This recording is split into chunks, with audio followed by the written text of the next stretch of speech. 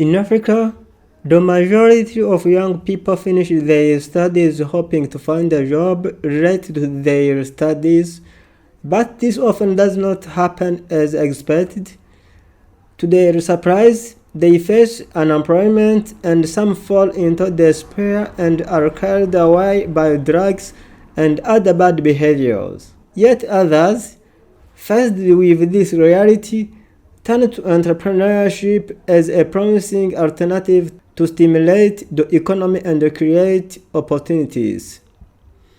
That's why more and more young Africans are turning to business creation driven by innovation, new technologies, agriculture, and livestock farming. However, they often come up against obstacles such as a lack of finance, training, and institutional support. In East Africa, in the count of 1001 hills, nicknamed the Heart of Africa, NZEYIMANA Claude is an exemplary young entrepreneur and a poultry farmer.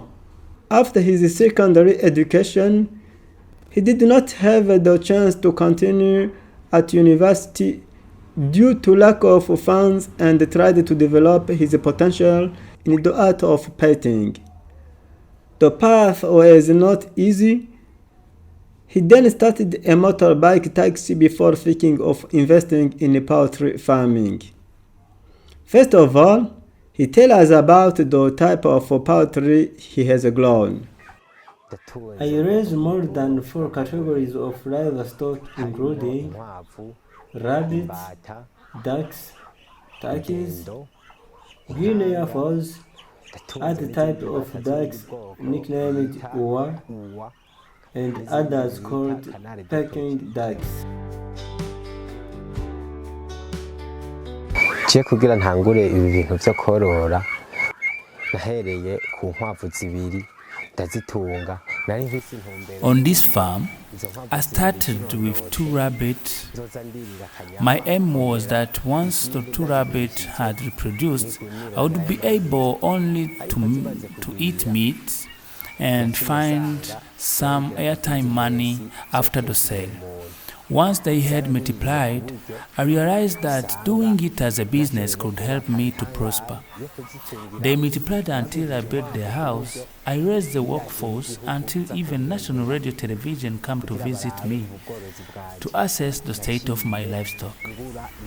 I then bought 3 ducks, including 2 male ducks. They multiply and I had the idea of adding another category, so it was the turkey turns. They breed until they had 100 poults and I sold them off.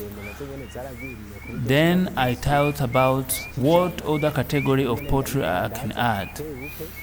Then it was the turn of the Ghanaian fowl. Even though their rearing is complicated, they lay a lot of eggs and I was able to find my own ways of covering their eggs without using modern incubators.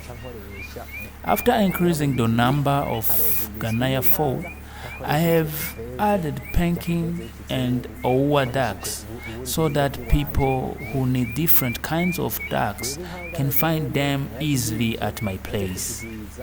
I still have the idea of looking other type of poultry to add. I've managed to do this on my own financial resources.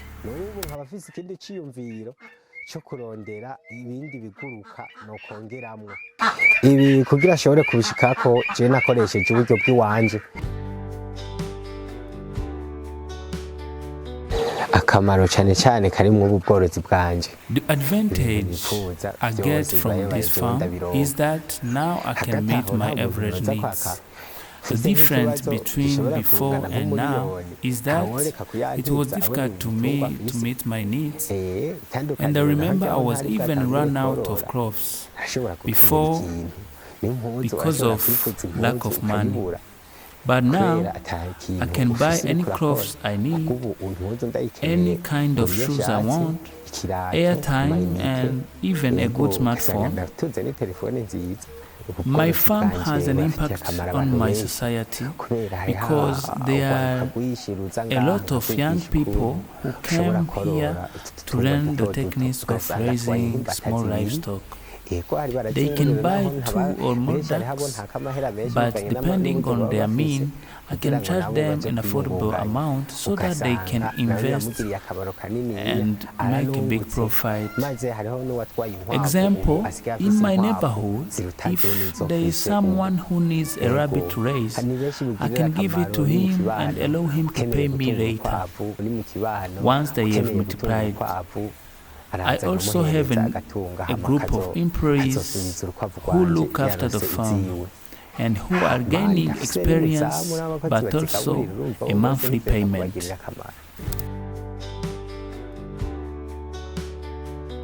ntambamye nkunda guhura nazo n'izibiryo n'utuzu tumwe nza ndadushiramwo kubera urabona uruhongore ntirwagutse ku buryo ushobora kwakira imiswi jewe mba nifuza canke mba narose.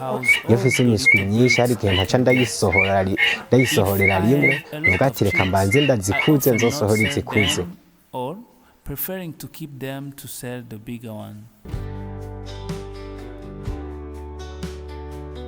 Jewe ihangiro fise ku bworozi bwanje. My vision for my farm is to be able to set up a big house to cover many kind of categories, but each in its own shelter to avoid contamination from one another. So that even those who need coaching on this kind of business can come and benefit from rich lessons and guidance concerning this small farm on each kind of category.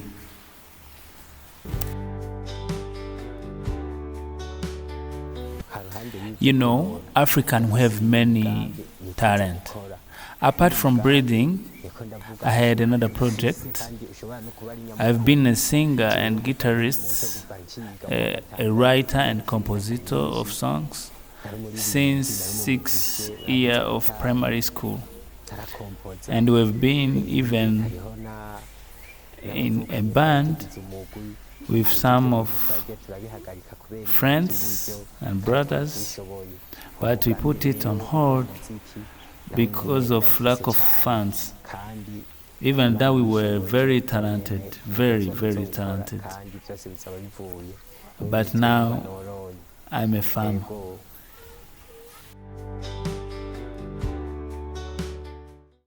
Nashaka gukora n'ingufu zose mfise kugira ngo ndabe jewe ko iryo hangira nzorishikako, ariko mu gihe haboneka umufasha vyoba vyiza cane kurusha. Nkuko kumva kamuti wanje kavuga ati uyu muntu turashobora kugira ico tumufashije haba mu buryo canke mu ciyumviro, umuntu aguterereye iciyumviro abaguterereye ikintu kininiya cane. Anganya n'ujya guterereye uburyo ati iki ciyumviro cawe shika kwihangiro. Both guy is guiding you to reach your goal.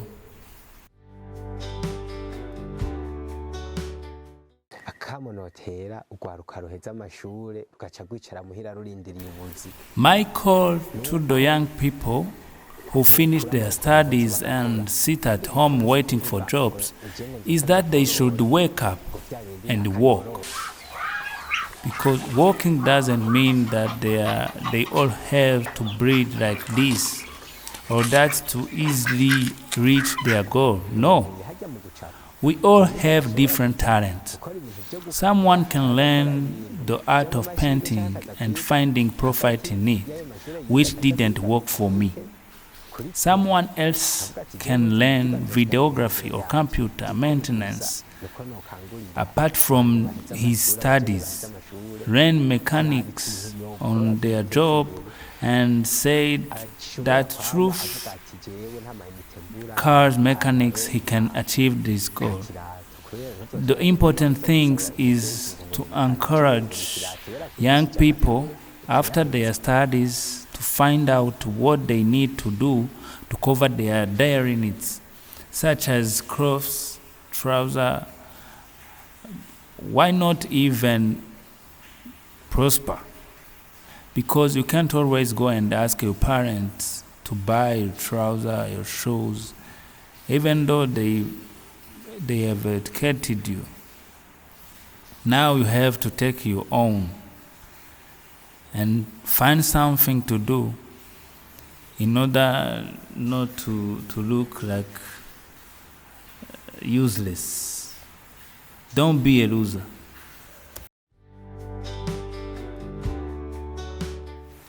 My call to young people who want to be entrepreneur but can't get started because they don't have money. There are young people who have projects but need student capital that they can't find as soon as they finish their studies. I can suggest that anyone thinking about a project should first thinking about a small project which they can afford to start up, so that in the future they can work on their dream, a big project. Because I too have told you about my project and it's going to require a lot of resources, but I started on the low level at the beginning with very few resources, so that later I can achieve my goals.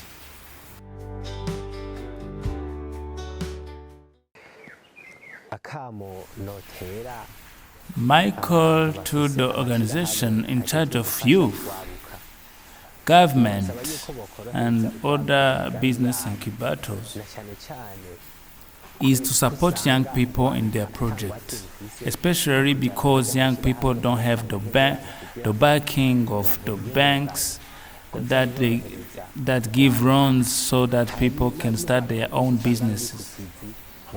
We don't have those guarantee or rags to give to the bank. There are even young people who have started their own businesses but are limited by their financial resources. We need to listen to these young entrepreneurs and visit them often in their field of activity to appreciate the reality and support them with not only money but even with ideas and other advices.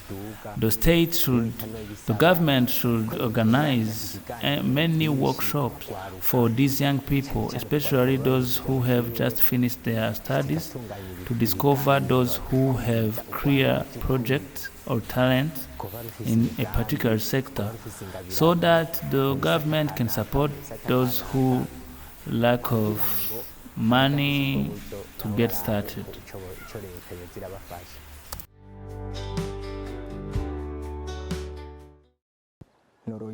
I breed rabbits in a modern way, which means that I collect urine and organic manure separately. This was in response to a call from our President of the Republic. Apart from this rabbit, I also rear ducks, chicken, and Ghanaian fowl. The money that I bought the ducks, I had sold the rabbit, and the money that I bought the Ghanaian fowl, I got after having sold the ducks. I hope that I will have other categories of livestock in the day to come via those that I already have.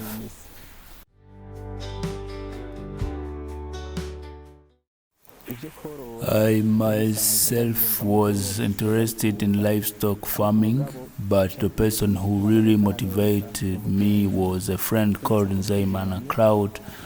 That day I had the chance to visit him and found some very appreciable categories of his farm, including rabbit, ducks, and turkeys. That's when I got inspired and asked him how I could start breeding so that I could enjoy it at home and the day to come, and to get freely financially. He helped me, guided me, and showed me the plan to get these cattle. It's true that I bought them from him, and I thank him enormously because he gave them to me at a very low price. Really, he gave them to me like a friend. It was not like if I go to buy them to the market. It gave me the spirit that once someone needs them, having already multiplied them, I too could give them away at reduced price to do as my brother Claude did for me.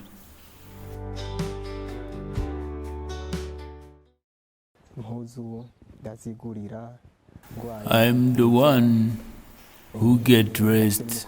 I take care of medical care. I have a salaried worker, an employer. I satisfy my need through this livestock farming. Once I have farmed, I can easily find money, and my account, whether with a bank or a microfinance institution, is in good shape thanks to this livestock farming, whereas before it, my account was asleep.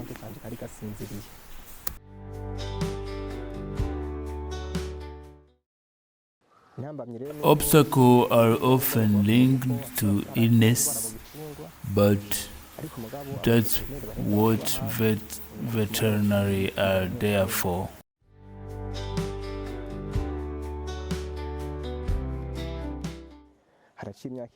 I finished my study 2 years ago, but I have never thought for applying for a job with a government organization because I've already created the job myself.